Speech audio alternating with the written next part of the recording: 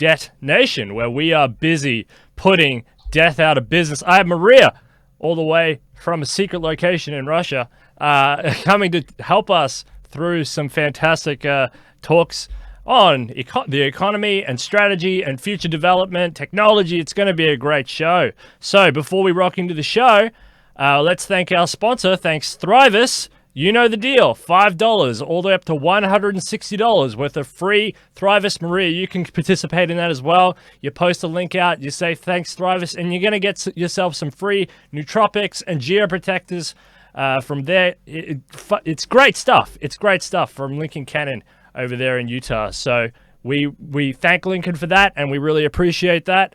And everybody should be getting on that, and people are getting on that, and it's a fantastic deal. Also want to thank I Am Transhuman, David Kelly there in the United States. So, Maria, how are you? It's good to have you on the show. First time on the show. It's not going to be the last. How are you? Well, it's great. It's my first experience live, and I hope I don't mess the things up. No, you won't. It's great to have you. Very honored to have you. Share the link around and say thanks Thrivous also, so you can get some free nootropics and geoprotectors. We look forward to that. That's a great deal. So you're from Russia. They tell me it's a Russian bear, right? It's because it's cold, and how cold is it in Russia? Is it cold right now? Well, today we're having even more snow than we had in winter. Yeah, we're having snow. It's good to be on the quarantine while there is snow out there. At least it's easier. Yeah, I totally understand that. I've never seen snow, and I've never touched snow in my life. Can you believe it? Wow. No. Wow. Yeah, it's totally crazy. I have been, the closest I've ever been to snow, I've seen it out the window of a plane. In New Zealand, I saw it out the window of a plane, and actually lived in a place where it was about 3 hours drive, and I never got up there to touch it. So I've never touched it or seen it. In Australia, we don't have that much snow, so it's something I'm a bit jealous of. But again, it's something wet and heavy. I'm sure I'm not missing out on too much. I don't know. I don't know anything about snow. Well, I wouldn't say it's something special, but it's different. And sometimes it's nice to have a difference, to have this change. Just so you don't get used to one landscape all the time. So. Yeah, totally agree. Yeah, I'm in that dimension of having one landscape. Well, let's talk about you. So just open up to the audience and explain your career, your path, what you aspire to do, what you're doing, and whatever you want to tell the audience about yourself and your fantastic career that you're having, doing stuff in business. Well, my education is an international lawyer, but I also felt this willingness to get close to business, to do things, to do cool things in practice. And now I'm on my path to transform into a director, like operations director, general director, and for now, I'm performing a role of a head of a home office for one of Russian famous business people. And I'm doing supervision of his group of assets. I have a team that is working for me. And also I'm his strategy advisor. I'm doing research on what is going on in the world. I'm getting connected to very, very cool people, like Chris Miniu, for example, that you had on the show recently. And I'm collecting information to give him a good flow of trends of what is going on and how to structure the business and how to manage change. And I think the latter is so relevant nowadays. You need to manage change. And the change of these times is just unprecedented. You're totally correct. The change in this time is totally unprecedented, and I do love Dr. Manu. Had him on a few times on the show. We talk a lot about lithium. We talk about a lot about South America, economic development in South America. He's structurally involved with an innovation center there for a new city, Santa Cruz, which they're going to be very happy to develop. A sort of a smart city. It's not quite as smart as I want, and I'm planning to try and get my advisors down to that city to perk it up a little bit more, to be a little more smarter than it is. They're missing a few things, so we are going to try and advise them on how to make it more smart than that. But the innovation center is coming along, except for it's been put on hold by the COVID-19 outbreak, which is very, very distressing and very sad, because it's we're not talking about a government project here. We're talking about an individual's money and he's trying to spur innovation in a poor region of the world. So that is distressing. But Dr. Manu and I had a great conversation, and we're trying to think of theories and ways to create partnerships, global partnerships between firms, merging firms together for different strategic reasons to bolster firms in these poorer neighborhoods of the world, to enhance human development in those regions. And that's vastly needed. Unfortunately, as well, it's not just these underdeveloped countries that are feeling the pinch, feeling the pain of underdevelopment, but we are having pockets of underdevelopment popping up in so-called first world countries as well, be that the United States, be that parts of Europe, arguably Russia, arguably some parts of the Middle East. Obviously, some parts of the Middle East are off, but you do have pockets of massive innovation in the Middle East, such as Dubai, such as Abu Dhabi. And also, Southeast Asia is a mixed bag as well. You have great innovation in somewhere like Singapore and Hong Kong and Taiwan. And then you have laggard countries such as Myanmar, or Burma as they call it now, or Bangladesh, which is lagging behind a little, or India, which is a mixed bag, and China, which is also a mixed bag. So if you look around the world on a strategy level, you can see that there are pockets on innovation. There are pockets of places that have been hollowed out a little bit, such as the United States, where it shouldn't be happening. What do you see? You're a strategic planner. Do you see a growth sector in, say, smart cities in the future? Do you see smart cities as being the wave of the future, so to speak? Listen, the question is not so easy. Yes, I've seen a lot of concepts of smart city. For example, in Russia, we do have some of those, and people, they feel the need for this change. They feel that what is happening now is outdated, is inefficient. And the current situation with the coronavirus has shown that the things as they are now are not working efficiently. They are not protecting neither level of society, nor the poor, nor the rich. So there is this demand for this new structure of life, this new structure of society. But the question is how? And the devil is in the details. Just because you need to first find the interested party that is going to pay the bill. And always when, for example, I have to talk about innovation with our internal departments, the managers are thinking of their own KPIs, of the economic effect, their own careers. They are afraid to risk. They are afraid to get punished for wrong decisions. Also, you need to structure the society well. For example, in Singapore, I've seen a certain conflict between those who have the money, who have access to technology. They're living one way of life.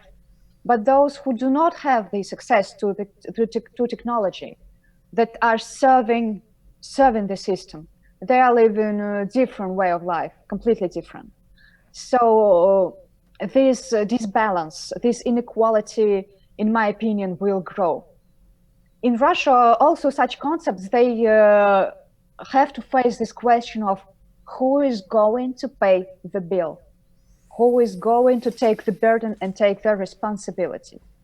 And for now, what I'm seeing, a lot of similar projects in Russia are like populistic.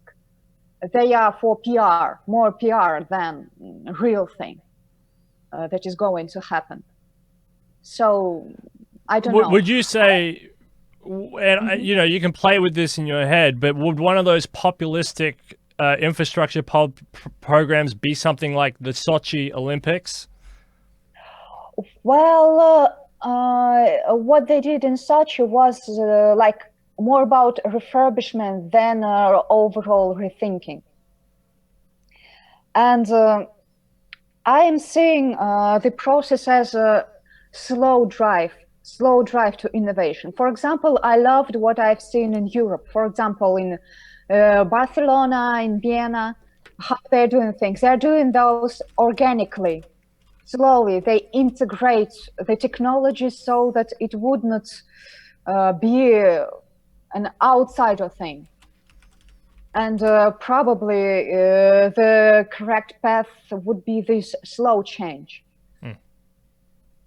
But another approach is that you need to build it completely from scratch with top technologies that exist in the world. You need to demolish what is existing now, and you need to create something new. But we do have examples of similar projects. For example, in China, they do have those in Africa, as far as I know, and those are empty. People are not coming to live there. So there is another like challenge. You need to make it workable. People need to feel the wish to change their way of life and to transfer their households, to transfer their homes to this new place. So this requires huge amount of thought, huge amount of expertise in very different areas. I like where you begin with who will pay the bill, because you know a lot of technology people who I love, but you know they don't really think about this notion of who will pay the bill. A lot of them sort of run off the funny theories of market efficiency. And yeah, I do agree. Who will pay the bill? Who is going to restructure society in a way that makes equitable access to these technological advances and innovations possible? You know, I remember a great leader in Russia. His name was Peter the Great. Do you need an industrial Peter the Great who goes into the world, and he goes incognito, and he brings back the goodies of intellect, of technology, of ways of thinking, not just from Europe this time, but from the whole world. Maybe you're Peter the Great. Maybe you're the reincarnation of Peter the Great. What do you think? Well, do you know the story in its totality about please enlighten me. Historic figure? Well, on the one hand, he did a huge breakthrough, yes, but the measures were at least very far from what we call democratic. Actually, St. Petersburg, the city that he built with all that knowledge that he accepted from Europe, it was built, I would say, literally on bones. A lot of people sacrificed their lives. On the peasants, right? He didn't liberate the peasants. Well, he used cheap labor, and he forced the people to accept.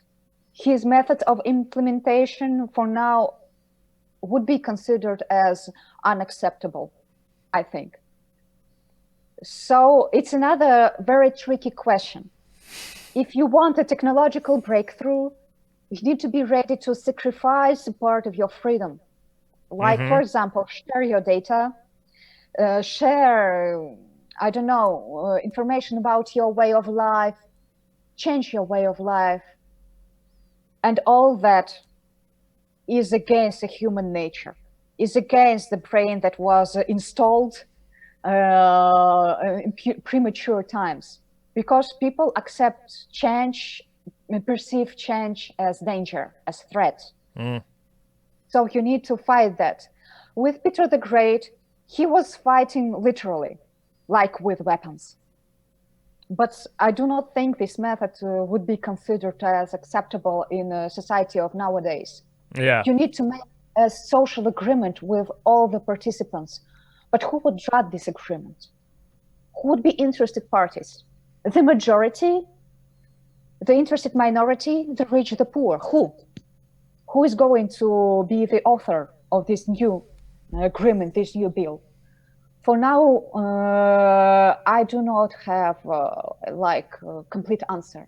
In Moscow, for example, we have a very high level of technology. We are probably one of the top cities in the world as to fast banking, online money transfer, delivery services. For example, for now we're in quarantine, we can have everything delivered to our houses, which makes quarantine much more comfortable.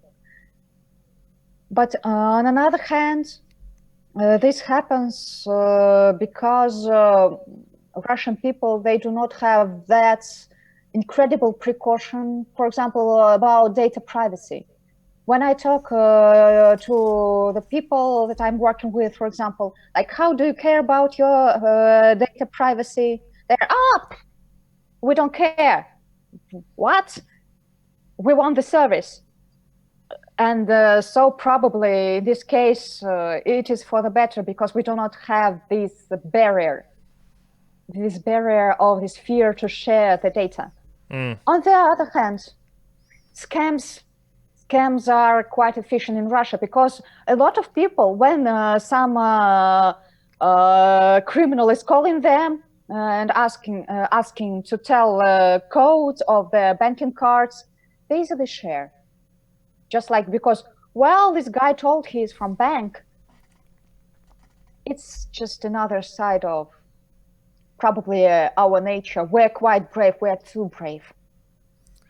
Yeah, and I like this talk. I like this discussion, because, you know, if Russians have this sort of relaxed attitude towards privacy, Americans, you know, the other antithesis, I guess, have also this relaxed attitude towards privacy, but it's in stealth. You know, when you sign up to Facebook, instead of being through the back door, they do it through the front door, where they say, "Hey, we're going to take all your we're going to take all your data, and we're going to sell it off to corporations." It was in the fine print, by the way. it was all there when you signed up. It was on page 633.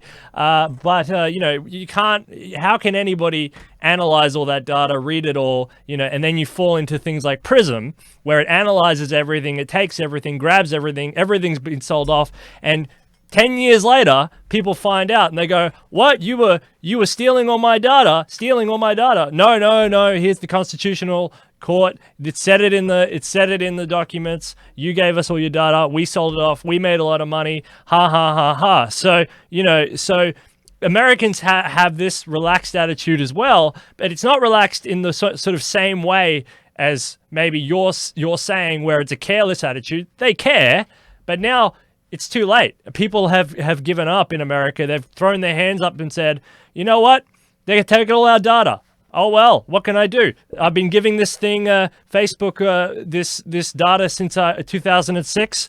I found out in 2016. You know, Donald Trump used it through Cambridge Analytica to win his presidency. What can I do now? It's too late." So, and that's kind of the truth. But so maybe Russians are right. Maybe you shouldn't care anymore. But no, this is a big topic, and you know, there are technologies like blockchain technology that can mitigate against this sort of stuff. But again, it was invented too late, after the Prism projects and after these extraction projects and after people lost their money in the scam to come along. Too late. But anyway, it's a great point, and it's an interesting point. But yes, Russia is definitely not a technological slug in a way that some people might conceive Russia to be a technological slug. They're highly advanced, and you know, they've been running off the energy of. I mean, Russians or the Soviet Union, I mean, there was the guys who put Sputnik into space. They beat the Americans to space. Remember that? And that, you know, people don't remember. In the 50s, Sputnik was COVID-19. Sputnik was the 9/11. Sputnik was the nuclear bomb. Sputnik was a huge event that rocked the surface of the earth, and that was the Soviet Union who's done it. And you know, the Soviet Union built up a massive amount of scientists, great scientists, some of the best in the world, and they really edged America out for a long time in that. And you know, and Russia is still running off of that genius going back all the way through the Cold War. There is a lot of technology there just locked away with a lot of potential. And Americans don't seem to notice it. Everybody talks about China now.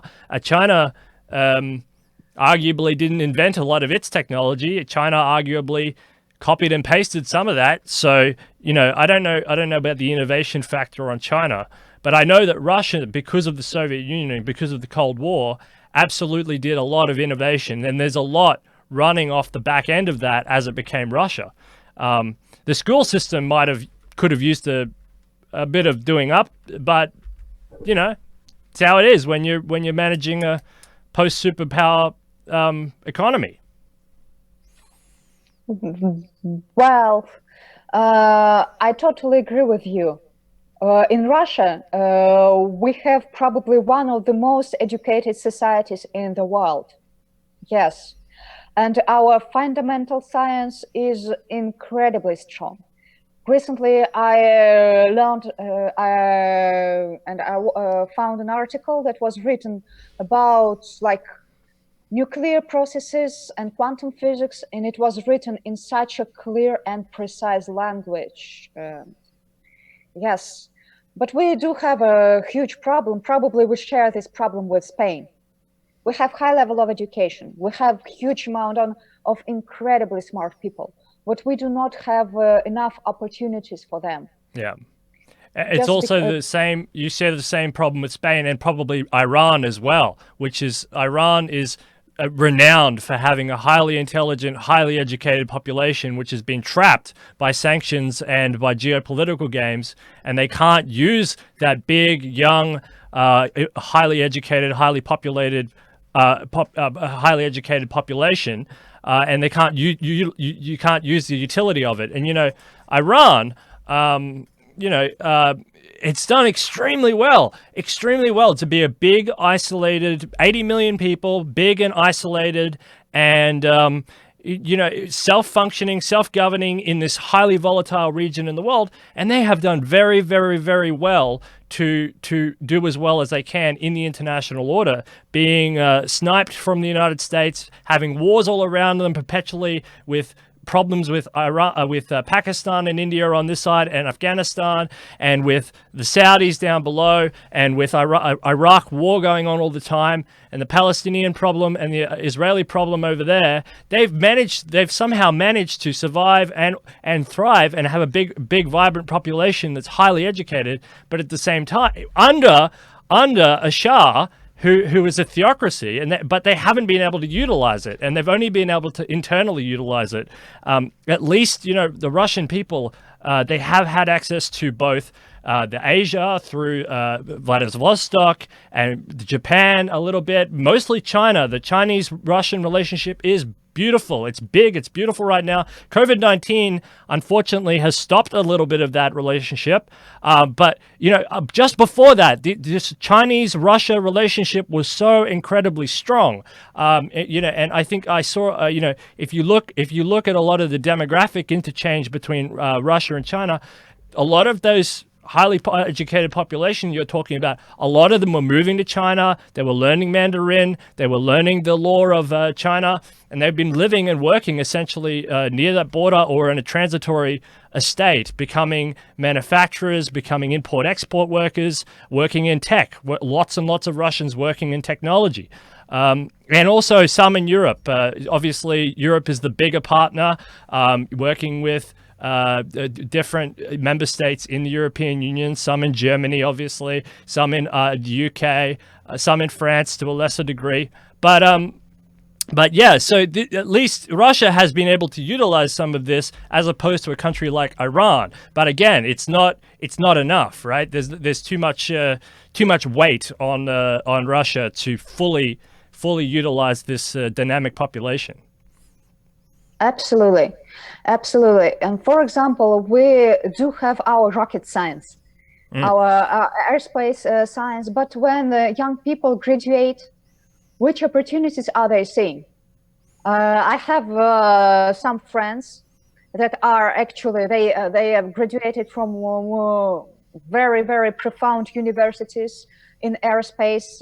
Yes, in the area of aerospace, and they were offered like entry salary of 400 US dollars. And it is totally not enough to survive, for example, in Moscow. And so one of them is like hairstylist. Yeah. Not yes, and he's saying, okay, here I can gain like up to 6,000 US dollars per month, as compared to 400.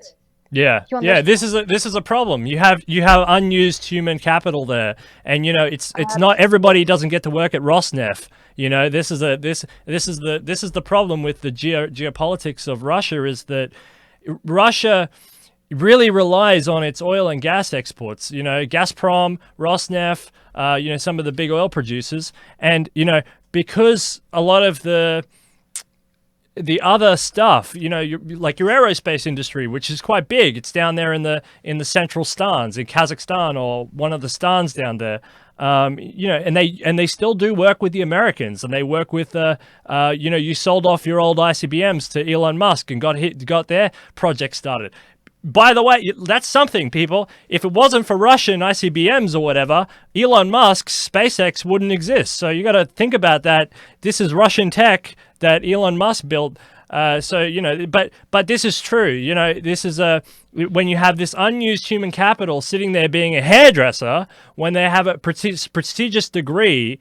This is a shame, and that's at that point you end up losing that human capital to other states that will invest in that human capital, and you see brain drain, what they call in English brain drain, where the people will say, "This is what we're facing now." Yeah, I got a job in America, I got a job in UK, I got a job somewhere else, and they're going to pay me not $400 but $400,000, and that's a shame for Russia. That's a big shame, and I'm very disappointed that structure isn't different. That you can't retain wonderful people, the physicists, the aerospace engineers, the high technology people, especially because.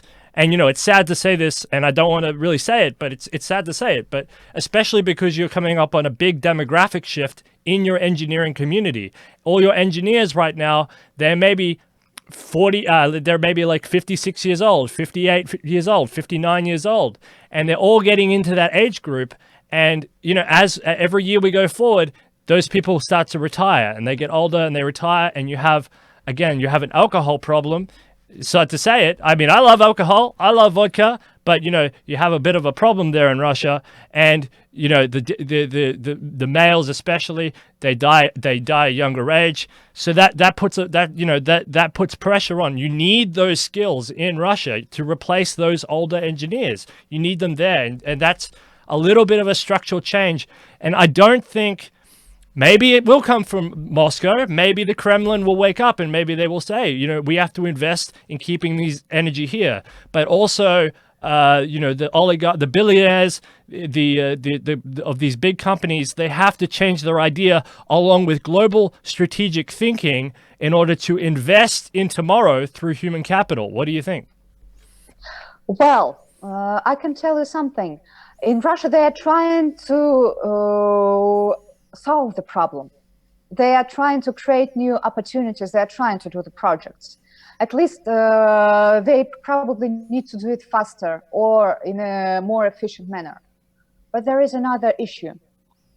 For example, my beneficiary, the person I'm working for, introduced a new thing in a large company he is working for as well.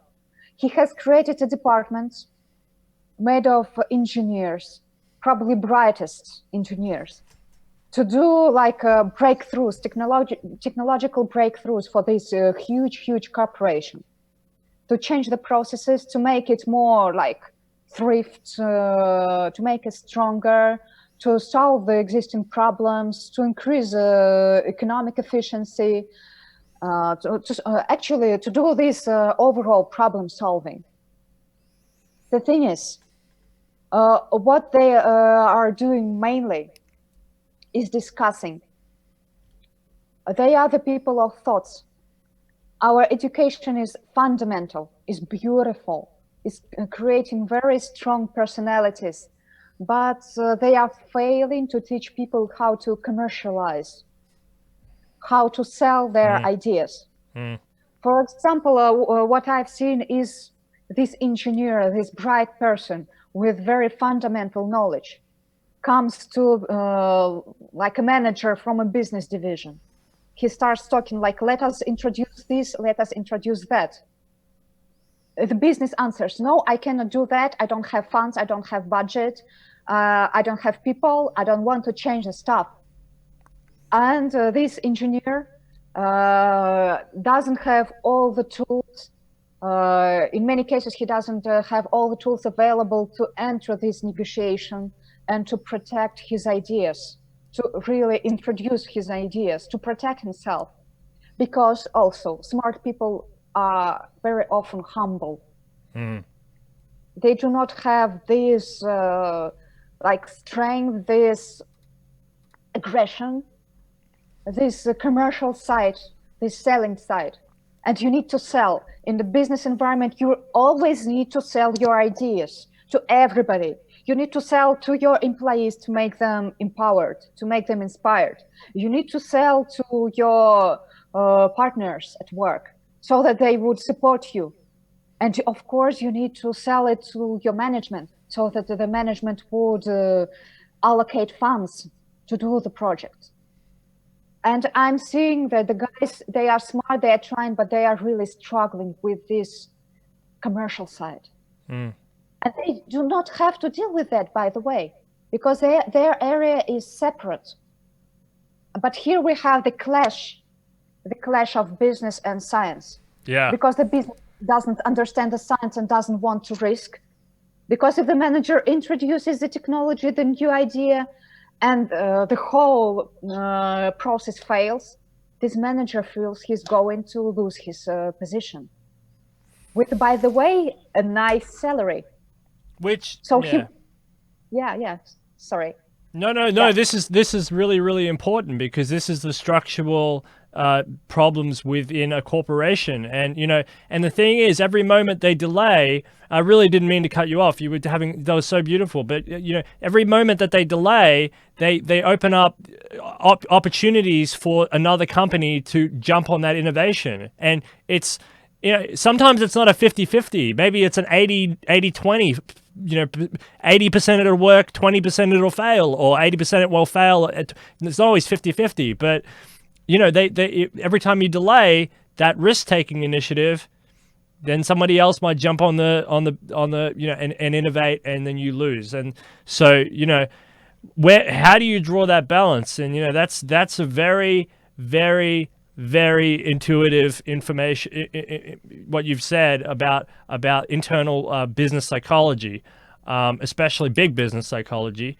Yeah, and usually these guys you're talking about, these scientists or these intellectuals, they don't know the first thing about selling. They don't care. They're just computers. They just generate ideas, and sometimes they don't even know.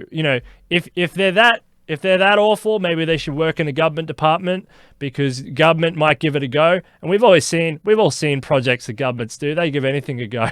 But in the corporate world, there has to be a sense of certainty. There has to be a sense of, and that's why selling is so important. I have a widget, I have an idea, I have a policy, I have a new technology, and if you don't do it, you're going to lose money. And these guys don't know. They're saying, oh, by the way, it's got cryptography and it does this and that. And the middle manager guy goes, I just want to know, is it going to work? work or not? And they go, oh, well, I don't really know. It's got, and so this is very interesting. And if that's happening over the broad base of the economy, there's a layer there of innovation which just bumps up on a roof. It just bumps there and it can't get through this layer. And that is, I think that's is that a worldwide problem? I don't know. Well, different countries have different cultures. For example, we are trying to follow the ideas of Kaizen, of Japanese manufacturing processes in our group. And it helps a lot, but the Japanese, they have different corporate culture. They, I don't know, it's easier for them to change the processes. It's easier for them to go all layers down from top to the bottom to get all the people inspired. Probably because they are more about society. They're trying to contribute to the group. They need to be a part of a group. And in Russia, we are more like individualistics. We are more, I would say we're trying to protect ourselves because we are not feeling we are in a safe place. We're not feeling that our positions are concrete. And probably it's also a part of our nature. We are quite serious people. We need to be serious. We need to think about stuff. We need to think about our personal strategy, about our survival, and a lot of things that are happening in Russia are about like survival. So a lot of people are thinking on this difference and how to make it organic to introduce a change. For example, in our case, we are doing better. Our department of those external engineers is doing better just because a time has passed. Everybody got accustomed to each other. The engineers, the scientists, they got used to business environment. They got some trainings. They got some mentorship from business. So they understood how to smooth the stuff a little bit, how to talk in the language of business. And the business got accustomed to this group. They made this group as a part of their internal processes, just with time. But it's required like 2 years to make this improvement. But usually the managers, the shareholders, they're asking, I want this economic effect now. I want my dividends. I want to see the efficiency now. So it's another clash. You need time to do the change. But those are interested parties that do not want to lose money, even if they win in the long run. But in Russia, it is not popular to think in the long run because you may lose your business. Everything may go away. So yeah, well, we're learning that with the coronavirus. The coronavirus has flipped the world on its head, hasn't it? And, you know, maybe they're right.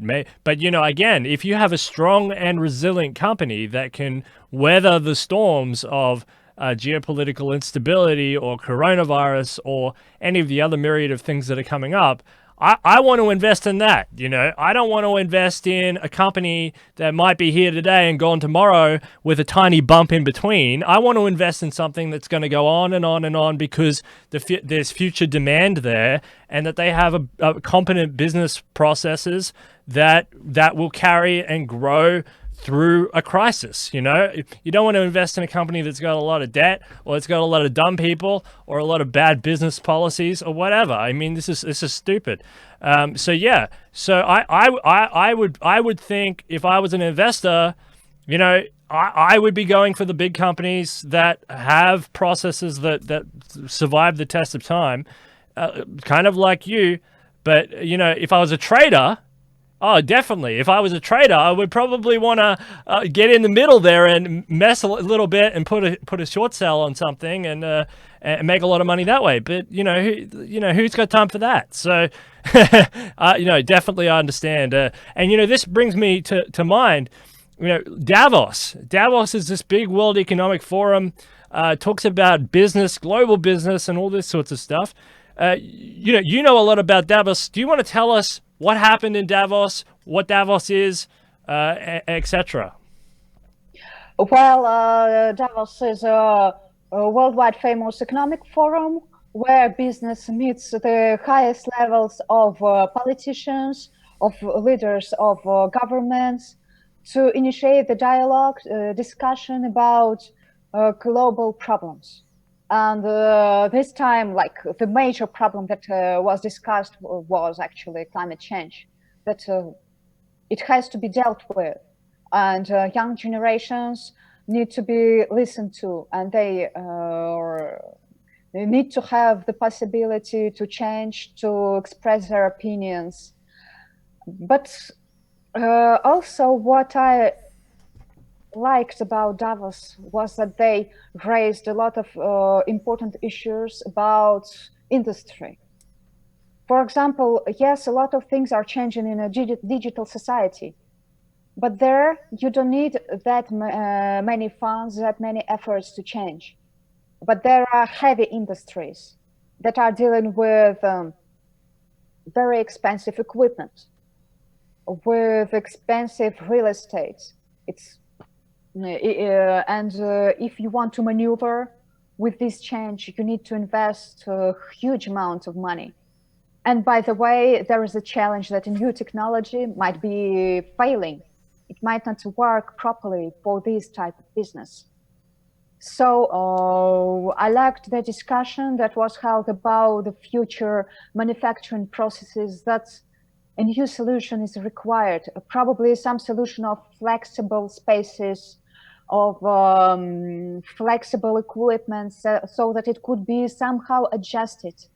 But if you talk, for example, to the people from heavy industry, from, I don't know, metal casting or whatever, they would say, okay, you're crazy. It's impossible. You are crazy. You don't know anything about this process. And the equipment and everything is so expensive to change. And again, the question was raised about who is going to pay for the change to meet the requirements of climate and environment. Just because, as well, the government doesn't have necessary funds and influence, and the business doesn't see economical grounds to invest in it. And by the way, would you invest in a company that would say, oh, we don't care about the money, all we care is environment, society, and ecological governance? We want to be ethical, and that's it. We want to contribute to the society, and that's it. Would you personally invest in this type of business? No. I don't know. No, not really. I mean, Facebook says that, but that they're saying that because, for an example, we only care about the community, but they're saying that because that is their business model. A wind farm would say, we are investing in the environment but that is their model.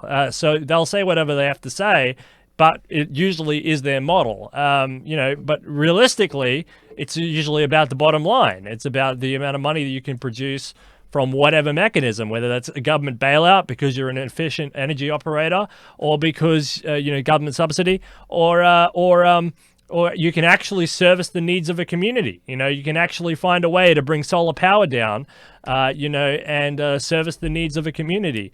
That would be a happy offset.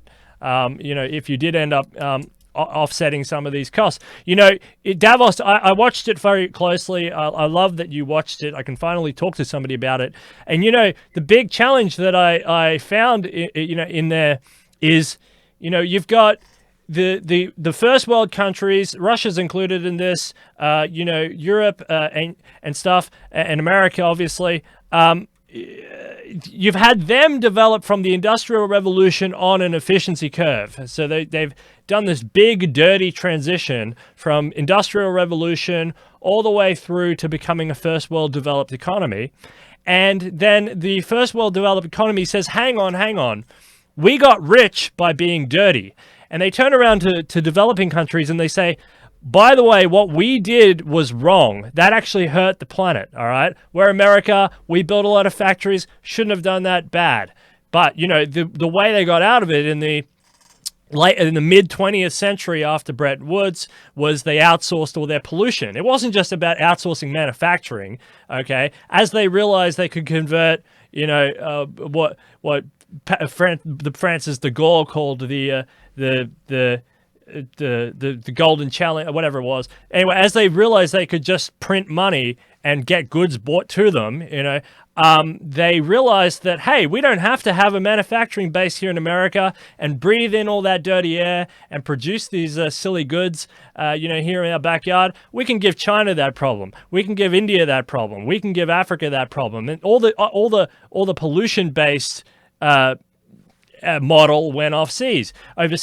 But then as these countries got richer, they said, hang on, you're not allowed to get rich because that's how we got rich. And if you get rich like we got rich, then the whole world is screwed. And that's why Davos is talking about the environment, because they're saying, hang on, we got a whole 6 billion people or something out there who are trying to develop on this same curve that we did, and the planet will not be able to sustain such a transition. It will not be able to sustain that sort of way. So there's this notion of, wow, how do we actually rejig the whole system so that we can skip or somehow make these countries not develop on the same path? And I found that was mainly the question, because it really comes down to, you know, the first world has, you know, the first world has put trillions of dollars into Cayman Island accounts because they know that this is going to happen. So they said, oh, okay, hang on. Davos, the World Bank, these IMF guys are going to try and take our money, and they're going to try and help poor countries innovate. Hang on, what can we do? All right, let's send the money away so we have no more money. And that's what you've seen with the undermining and the ripping out of the American middle class. The American middle class is being demolished. It's being driven into the ground. White males are killing themselves like flies. Boom, boom, they're going. You know, killing themselves with opioid crisis. They're on the streets. They're dead. They're dying. And yet, that is the mode that they've decided to hide the wealth when they send all those trillions offshore.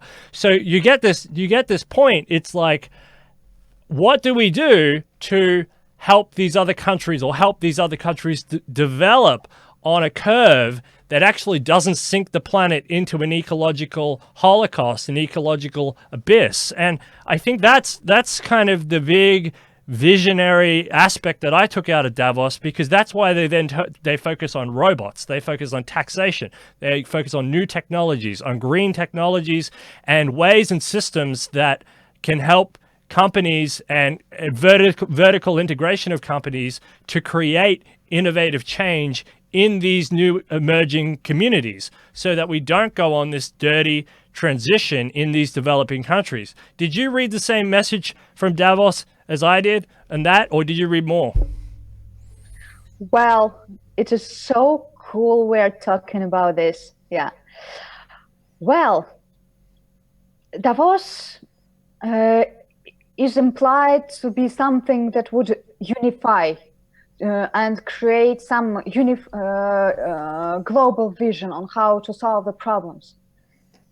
But I've seen these things that are pretty close to your vision. What I've seen was that the United States, the president of the United States was saying, okay, we're cool. We are more close now. We're protecting our internal markets, and we're solving our problems. It is not like we're really willing to share. We're fine. China is saying, oh, well, we're all right, we're developing. We really want to go global. We want to enjoy the possibilities of a global economy. But what we're doing is we're doing our thing. Europe, which is struggling with its current problems, that has to invest huge amounts of money now to green technologies, to climate change, that this decision has been made, is actually struggling to somehow unify and find help to solve the problem. Because there is a bulk of other problems in the society as well with the middle class. For example, what I've heard about Spain, about Italy, that the people are struggling, and that the current society is having less wealth and less opportunities as compared to the previous society. And there is a group of countries that are like struggling from basic things, like they really want to stop the war, like Pakistan, for example. They really want just a basic stability. They want to survive.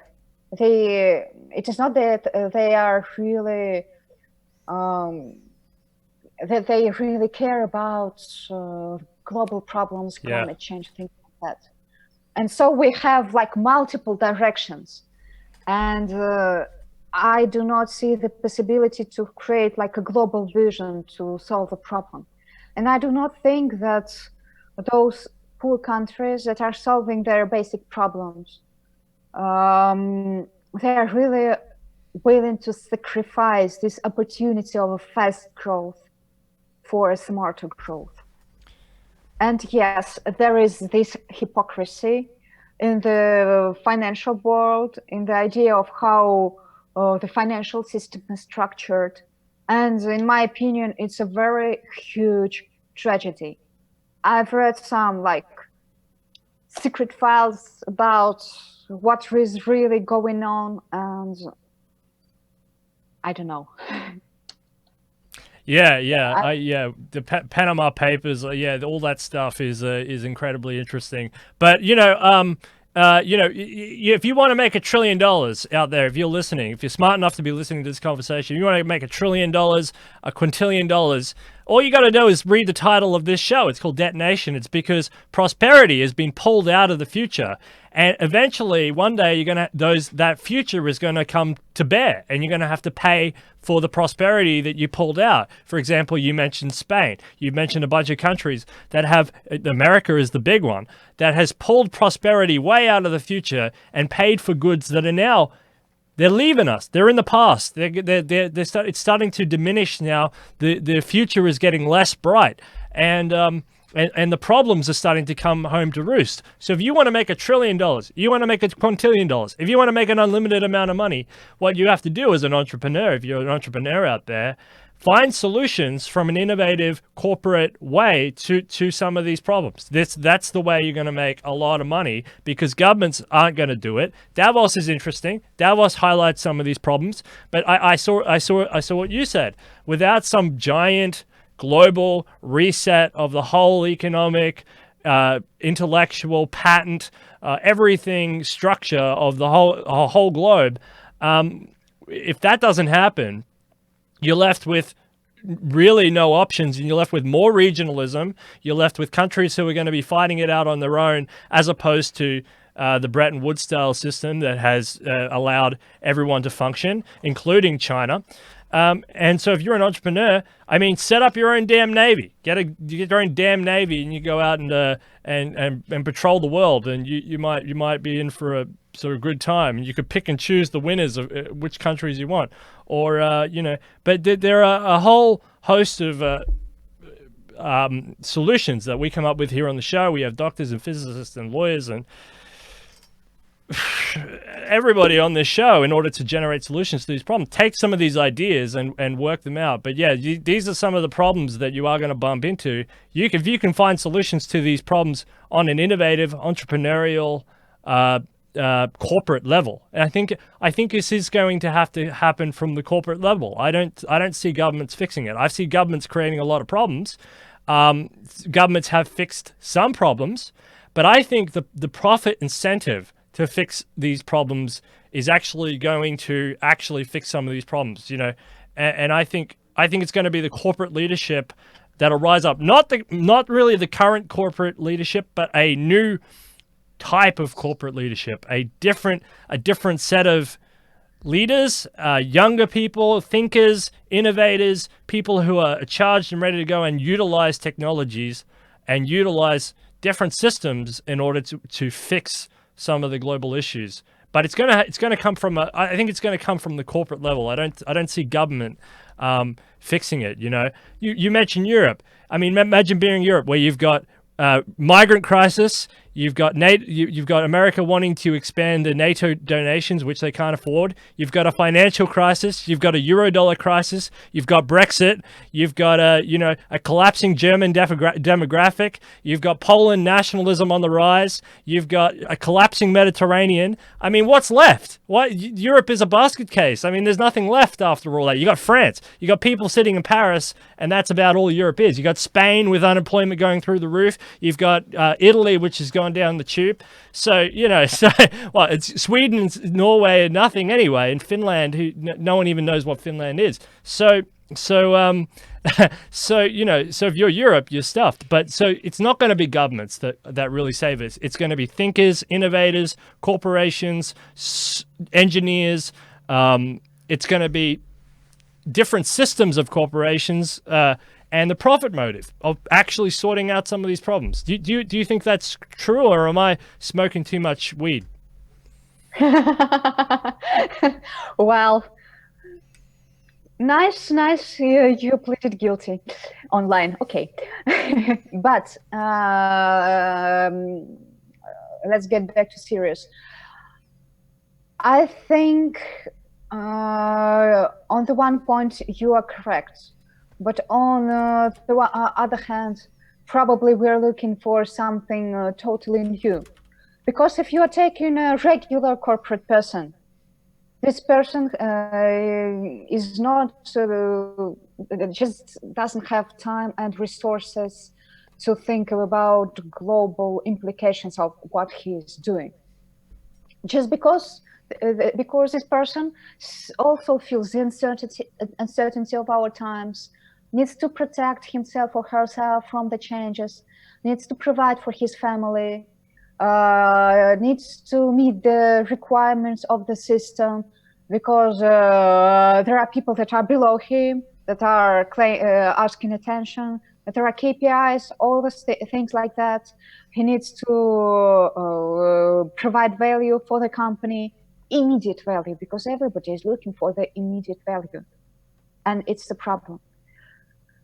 For example, in Russia, what they are doing, at least for Moscow government, they are hiring people from corporations, people with business background, and they're trying to integrate those to the government to provide them with the resources to do the change.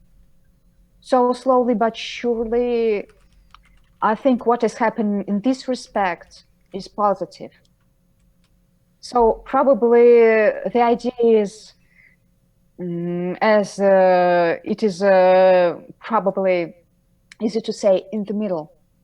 A person that has understanding of a global system and of global interests, the person that is not afraid to take decisions, to initiate change, the person that is not dependent financially on the salary, that is able to pay the bill.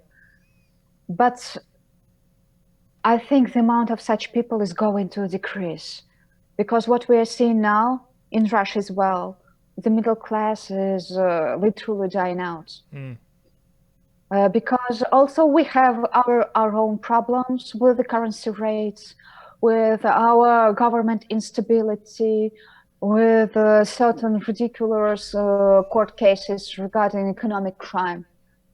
And those economic wars that are being resolved now with the use of methods and instruments of government system, because they are using our government, our criminal authorities to pressure on the competition. So this one is also trending now in Russia. And the people that are lower class, usually they are not educated to reinvent themselves, to study, to fight. And our times, they require new type of personality. A personality that is able to change, to accept different roles, to accept the risks, to grasp a very wide variety of issues.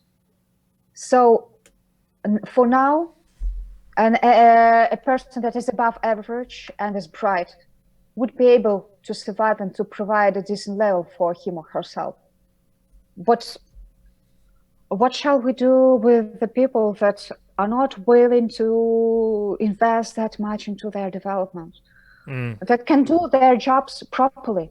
They are good at what they are doing, but just their professions are dying out, their roles are dying out.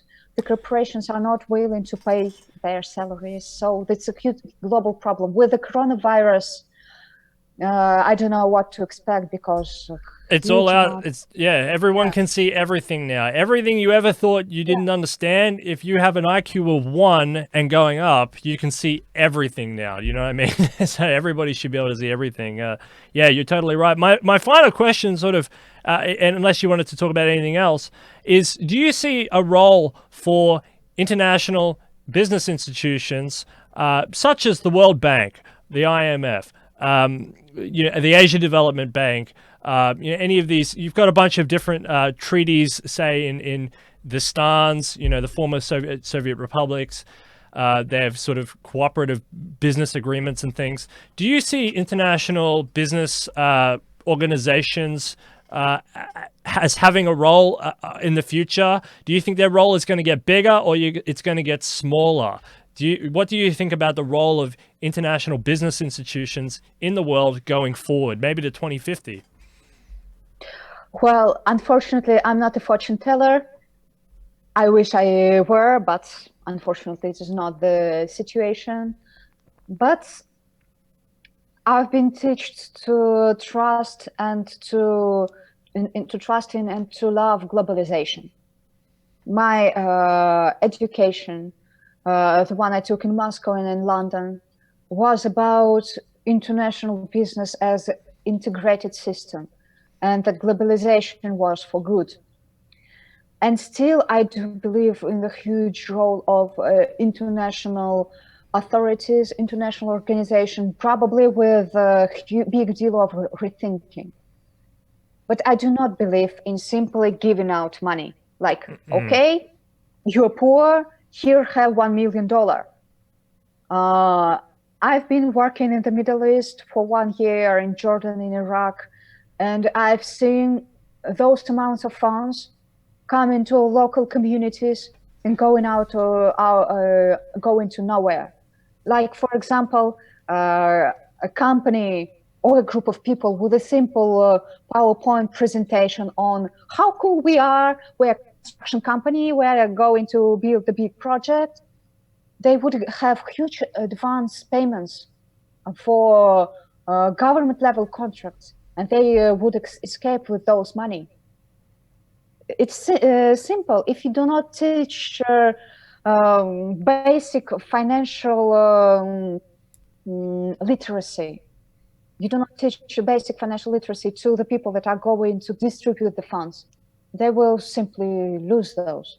Or they will build, I don't know, another house, or they will buy a cool car.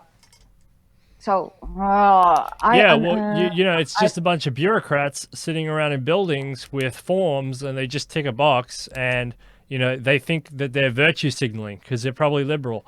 And they think, money to the third world, hooray, tick the box, tick the box, tick the box. And, that's not business, that's shady business at worst, or like you were saying, illiteracy or malfeasance or idiocy at best, So take your pick on anywhere on that scale. But anyway, no, I like your answer there. I think that's a good answer. I do see I see post-coronavirus, I see the world is changing fundamentally. I see it changing very, very, very rapidly, and I see it I see it going more regional. I don't see these long distance supply chains like Dr. Manu and I were talking about, a friend of yours.